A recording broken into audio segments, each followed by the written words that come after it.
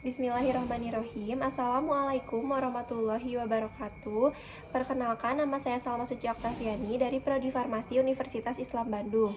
Di sini saya akan mempresentasikan hasil penelitian saya yang berjudul Analisa Potensi Limbah Kulit Pisang Kepok Musa Paradisia KL sebagai bahan baku pembuatan bioetanol. Adapun latar belakang pada penelitian ini yaitu produksi pisang di Indonesia telah mencapai 7.007.117 ton pada tahun 2016. Sehingga menyebabkan limbah kulit pisang semakin meningkat. Pemanfaatan limbah kulit pisang masih kurang di Indonesia. Bioetanol dari limbah kulit pisang merupakan salah satu alternatif pemanfaatan limbah kulit pisang.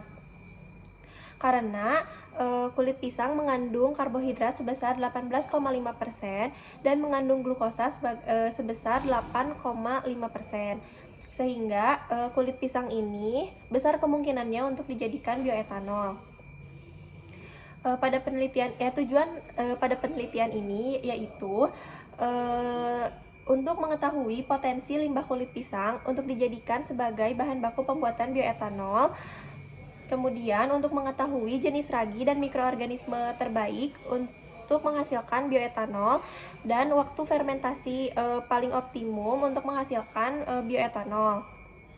Adapun tinjauan pustaka pada penelitian ini yaitu pisang memiliki kandungan karbohidrat terutama pada kulitnya yaitu sebesar 18,5% dan glukosa sebesar 8,5%, yang menyebabkan kulit pisang ini sangat berpotensi untuk dijadikan bioetanol. Selanjutnya, metode yang dilakukan pada penelitian ini yaitu dengan mengkaji beberapa pustaka dari media online, baik berupa jurnal nasional maupun internasional. Selanjutnya, pembahasan pada penelitian ini yaitu dengan mengkaji beberapa penelitian. Yang dihasilkan adalah potensi limbah kulit pisang yang paling memiliki yang berpotensi lebih tinggi menghasilkan kadar bioetanol adalah jenis pisang kepok, yaitu sebesar 16,5% bila dibandingkan dengan jenis pisang nangka, Cavendish, dan pisang raja. Kemudian pada tahap selanjutnya, tahap pembuatan bioetanol yang pertama ada hidrolisis, di mana pada tahap hidrolisis ini yang paling mempengaruhi adalah suhu serta katalis yang digunakan. Kemudian pada tahap hidrolisis ini yaitu tahap pemecahan polimer yaitu berupa pati menjadi monomer-monomer yang lebih sederhana yaitu glukosa. Sehingga tahap selanjutnya memasuki tahap fermentasi, di mana tahap fermentasi ini yaitu mengubah glukosa menjadi alkohol dengan bantuan mikroorganisme yaitu Saccharomyces cerevisiae. Di mana pada fermentasi ini jenis ragi juga sangat mempengaruhi, di mana jenis ragi yang paling berpotensi menghasilkan bioetanol tertinggi adalah jenis ragi yaitu ragi roti.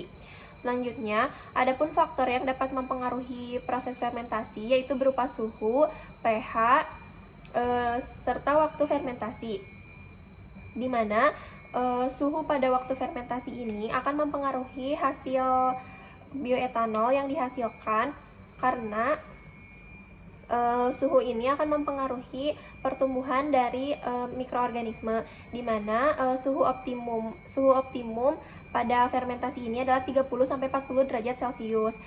Selanjutnya ada pH, di mana pH ini juga mempengaruhi kadar bioetanol yang akan dihasilkan. Pada beberapa penelitian telah dilakukan beberapa variasi pH sehingga didapatkan hasil pH optimum yang paling baik menghasilkan bioetanol tertinggi adalah pada pH 4. Selanjutnya ada waktu fermentasi. Waktu fermentasi ini sangat berpengaruh terhadap kadar bioetanol yang akan dihasilkan, di mana waktu fermentasi ini akan mempengaruhi pertumbuhan mikroorganisme pada medianya.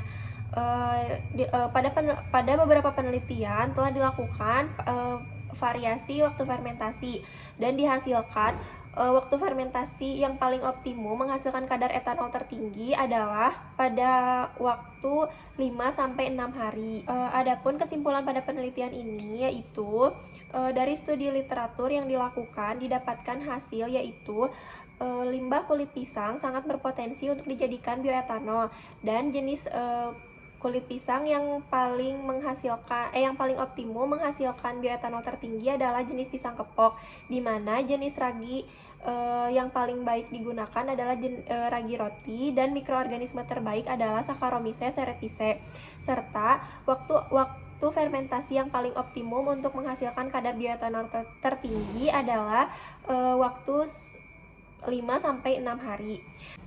Demikian presentasi yang dapat saya sampaikan.